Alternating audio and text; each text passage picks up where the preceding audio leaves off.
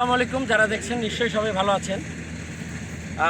আমি এখন আসছি হচ্ছে নেত্রকোনা জেলার এটা থানার নাম কি, আটপাড়া থানার এক ইউনিয়ন ডিলারের কাছে আসছি। আমাদের এক ছোট বোন, বড় হতে পারে আমি জানি না, উনি হচ্ছে আমাদের এই হচ্ছে ইউনিয়নের ডিলার। ইউনিয়নটার নাম কি আপা? দোজ ইউনিয়নের ইউনিয়ন ডিলার। উনি বলতেছিলেন যে উনি এক জায়গায় আমাদের মিরাক্কেল গ্রোথ ব্যবহার করছেন, সেখানে বিঘায় অর্থাৎ 10 শতকে 7 মণ ধান পাইছে, কিন্তু উনি 4 মণ পেতেন। কিন্তু এখন আমি আপনাকে এক কৃষক ভাইয়ের সাথে কথা বলবো, অনেক সিনিয়র ভাই, উনি অনেকগুলো জমি আবাদ করেন। ভাই আপনার নাম? আমিরুল ইসলাম ভাইয়ের এক জমিতে আমরা নেমেছি।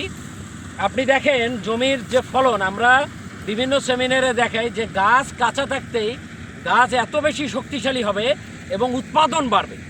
তো আমি ভাই ওনার আরও কিছু জমিতে উনি ধান কেটেছেন, কাটার পর ওখানে উনি যেটা রেজাল্ট পেয়েছেন উনি নিজ মুখে বলুক। ভাই একটু বলেন তো।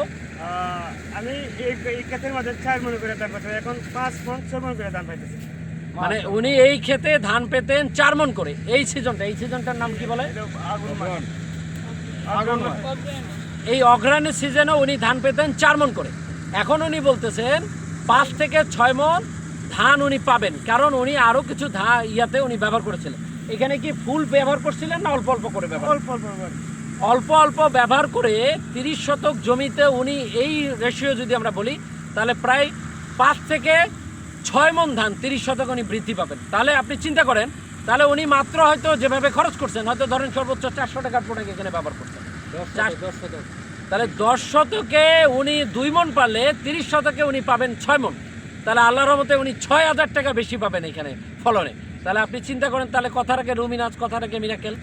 তো সবাই ভালো থাকবেন, সুস্থ থাকবেন। আসসালামু আলাইকুম।